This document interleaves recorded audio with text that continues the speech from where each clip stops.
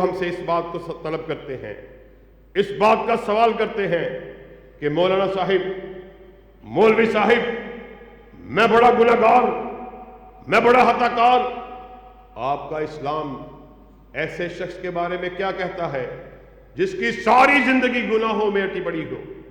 تو ساتھیوں، یہ کوئی نیا سوال جنم نہیں لیتا، یہ کوئی نئی بات ہمارے ذہنوں میں جنم نہیں لے رہی۔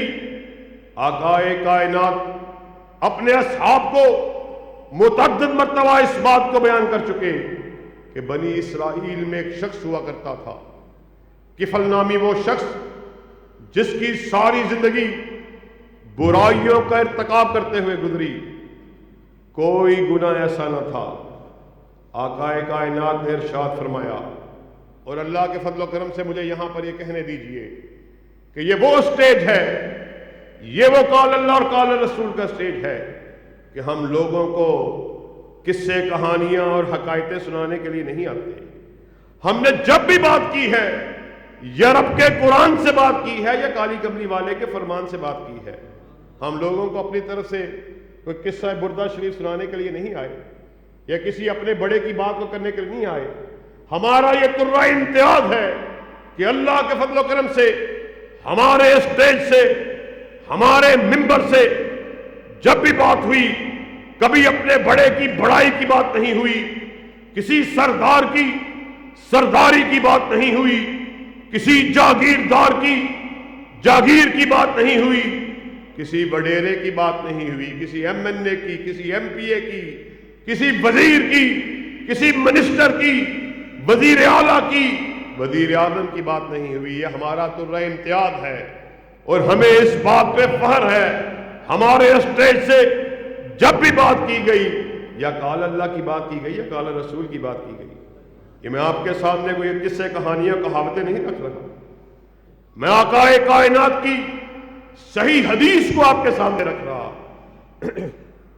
آپ نے فرمایا ایک شخص ہوا کرتا تھا پچھلی قوموں میں، بنی اسرائیل میں، کفل نامی وہ شخص جو اتنا گناہگار، اتنا خطا کار کہ کوئی ایسا گناہ نہیں تھا جو اس کے اندر موجود نہ ہو۔ شراب وہ پیتا، جوا وہ کھیلتا، ہر روز برائی اور بدی کا ارتکاب کرنے والا۔ ایک رات برائی کی نیت سے، بدکاری کی نیت سے ایک عورت کے پاس پہنچا، اس کو برائی کے لیے اس کے ساتھ معاملات کو طے کرنے لگا، بدکاری کے لیے اس کے ساتھ اجرت کو طے کر رہا۔ کفل نے دیکھا کہ جب وہ اس عورت سے مخاطب ہے، عورت کا وجود کپ کپا رہا، عورت کا وجود کانپ رہا، وہ اس سے کہنے لگا، کیا میں تمہارے ساتھ اجرت میں طے کرنے میں بخیل ہوں؟ کیا تمہارے ساتھ سودے کو طے نہیں کر رہا؟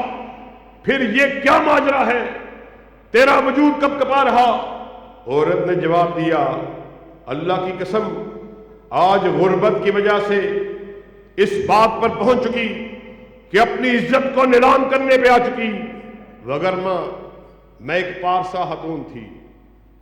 ساتھیوں، یاد رکھو، کبھی زندگی میں کوئی ایک لمحہ ایسا ہوتا ہے کہ انسان کی کایا پلٹ جاتی ہے۔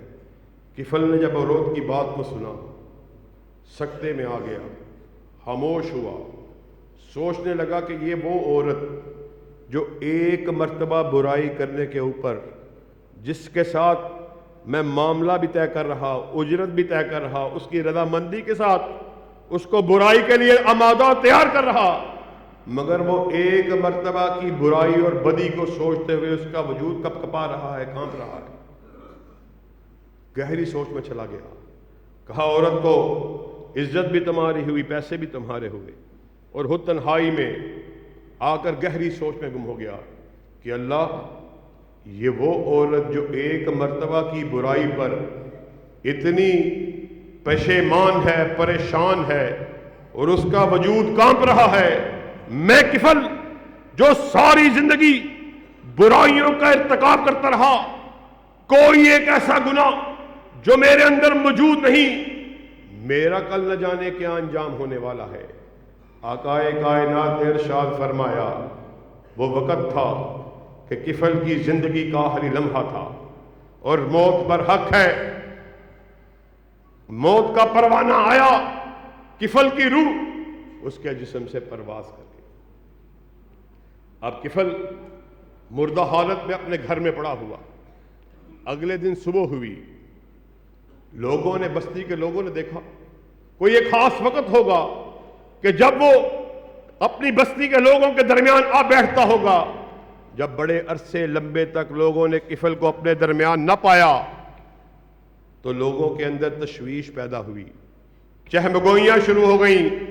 لوگ کہنے لگے کہ نشئی آدمی تھا، نشہ کرنے والا، برائی کا ارتکاب کرنے والا، جانے کہاں کل نشے میں دھت ہوگا، برائی میں رات کو گزارا ہوگا، ابھی آتا ہی ہوگا۔ لیکن ایک لمبا عرصہ بیت جانے کے باوجود جب کفل کو اپنے درمیان نہ پایا، لوگ اس کے گھر میں پہنچے، دروازے کو کھٹکھٹایا، جواب نہ پا کر دروازے کو توڑا، اندر کفل کے مردہ وجود کو دیکھا، کفل کے مردہ وجود کو دیکھا۔ اور ساتھیو، آپ سب لوگ تو جانتے ہیں، لوگ کسی کی وفات پر بھی اس کو معاف نہیں کرتے۔ چہمگوئیاں شروع ہو گئیں۔